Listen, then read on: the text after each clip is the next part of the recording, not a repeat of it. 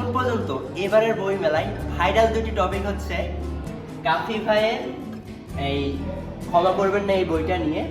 তার এই বইয়ের লেখা নিয়ে বেশ অনেক কন্ট্রোভার্সি, পাশাপাশি আরও অনেক কথাবার্তাই চলছে।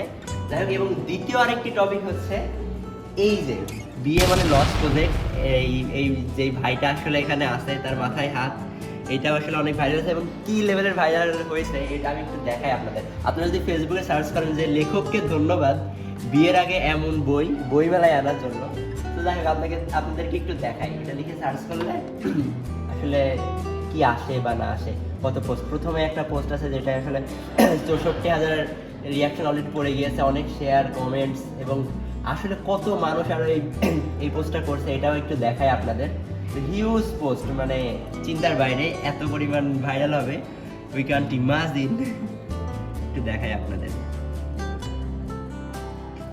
সো আমি যতই যাচ্ছি অনেক পেজ গ্রুপ থেকে আসলে পোস্ট দিচ্ছে, আমি হিউজ একটা রেসপন্স পাইছি। বাট দুঃখের বিষয়টা পরে শেয়ার করি।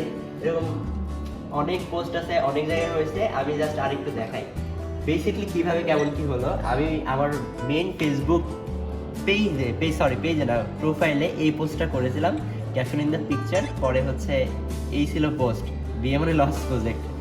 আচ্ছা যাই হোক, তো পরবর্তীতে এই পোস্টটা আসলে অনেক বেশি রিচ পেয়ে যায়। আমি যদি এখানে দেখাই, এটা আমার পোস্টে অলরেডি এখন 56,000 সামথিং ভিউজ আসছে। সো এই জায়গা থেকে আসলে পোস্টটা চলে যায়। পাশাপাশি পরবর্তী দিনে আমি দেখি যে এটা হিউজ রিচ পাই, পুরো বাংলাদেশ ব্যাপী বলা যায়।